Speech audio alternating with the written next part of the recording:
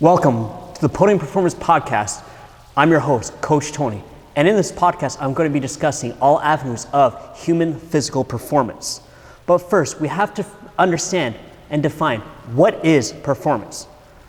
So the Oxford Dictionary defines performance as how well or badly you do something or how well or badly something works. So here are some examples of performance.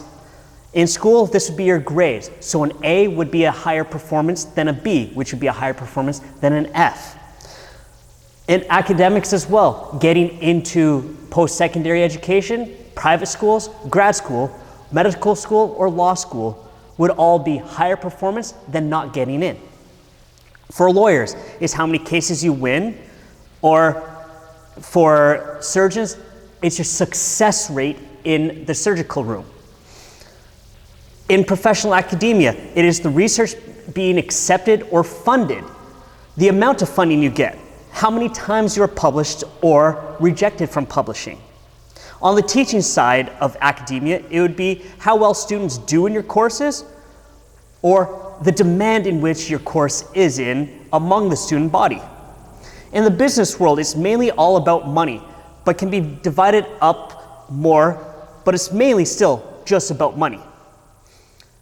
Better performing companies have better profits or profit margins than poorer performing companies. Take a look at Apple, for example, and compare it to JDS Uniphase from the 1990s here in Ottawa. Companies that perform better make more money and stay in business. Companies that perform less well lose money, go out of business. Since we're in the biggest election year in human history with over half of the world's population eligible to vote this year, let's talk about performance in that world. Performance for politicians would be being elected or not being elected, your party winning or losing. For a transit system, it's the ridership levels as well as on time and late performances. This extends beyond just like your mass transit system for a city. It's interregional as well as air travel between countries and within a country. For streaming and social media services, it's all about the following and subscribers, views, engagement, and time watched. For a sports team or athlete, it's about winning and losing.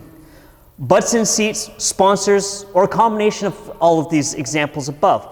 For a singular athlete, it's winning and losing, sponsor dollars coming in, medals won, championships won, Olympic gold medals won or lost.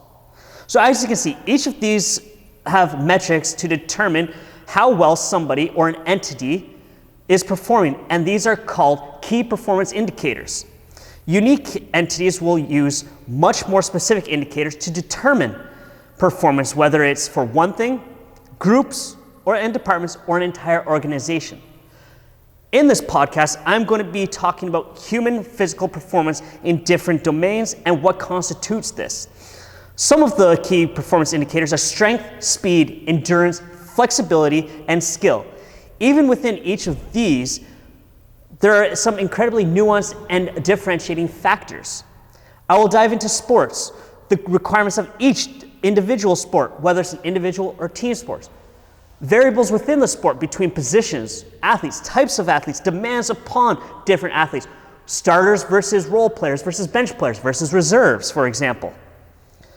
Take, for example, within the sport of athletics, track and field, a shot put athlete versus the 100-meter dash versus the marathon. While they all fall under the umbrella of athletics, as you can imagine, each of these is going to have a vastly different demand and different performance indicator, as well as underlying indices or variables for performance within training and then on the actual day of competition.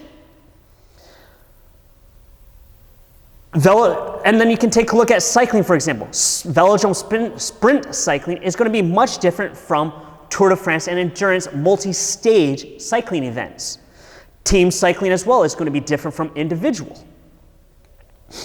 Sports performance is what we commonly associate with the term performance because it's been basically sexified. There's billions of dollars that have been funneled into sports yearly around the world. Just take a look. The Dallas Cowboys are the most valuable sport franchise in the world.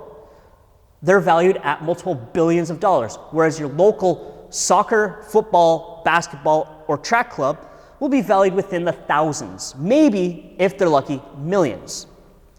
Due to this, we will cover other aspects involved in performing at the highest level of sport in different sports and even under different circumstances within the sport, such as regional competition versus the Olympic Games, regular season versus playoffs versus championship performance.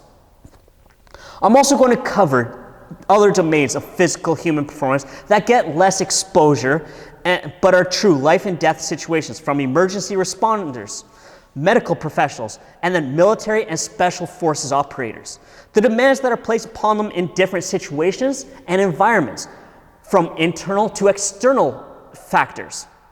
Some of these will even blend together, such as MASH units or mobile army surgical hospitals, and special situations, such as medical evacs in some situations, natural disasters, and even diving into how the weather can impact all of these.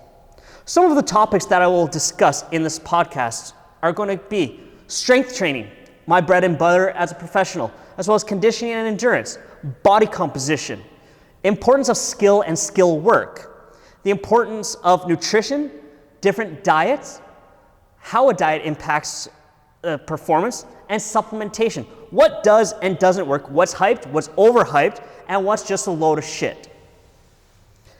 External influences on physical activity, such as temperature, altitude or elevation, depth. So by depth, I'm talking below sea level. Humidity, rain or the weather, the time of day, sun and UV exposure. And then we're going to look into the medical world a little bit in terms of physical performance. Injury recovery, medical status, medicines and illnesses, and how that can impact performance and recovery for performance. We're also going to dive into psychological status and impacts, the world of performance psychology, or as its sexy name is called, sports psych. Differences between men and women. Yes, contrary to what some in society want you to believe, there are vast differences, from anatomical to physiological and hormonal differences between men and women. We're going to look at sleep, hormones, both endogenous, so natural, and exogenous, how putting other things into our body can impact human performance. There is a reason why there is an entire world committed, or sector committed to anti-doping or anti-performance enhancing substances, such as the World Anti-Doping Agency, the Athletics Integrity Unit, and all of the anti-doping agencies around the world. We're going to look at how travel will impact physical performance, and then equipment, changes in equipment, how differences in equipment can actually impact performance quite drastically, and the evolution of equipment in different sports, in different worlds of performance. So while I've so far talked about the peak of human performance in terms of sport and tactical environments and topics involved around this, there is a world where the vast majority of humans actually sit in, and that is general human physical performance for the regular person, or as some people like to call them, NARPs, non-athletic regular person, which is where 99% of the world sits. I believe it was Maurice Green once said, there are only 8 lanes on the track in the Olympic Games 100-meter final, but there are 80,000 seats in the stadium. We all watch to see the peak of human performance, but that world translates into everyday life. Whether it's body composition, obesity, and how that impacts things. So the world of peak performance filters down into regular everyday human performance and how we go about our day-to-day life and how we perform, how well we do or don't do daily tasks, whether it's lack of sleep impacting somebody. We just had the daylight savings time kick in, and that always impacts people, especially the first Monday that happens is the day that statistically there is the greatest number of traffic incidents and heart attacks around the world on that day. So from time to time, I may also be able to bring in some special guests to talk about special and expertise topics that they are either having certain experiences in or that they are a renowned expert on. So, welcome to the Podium Performance Podcast.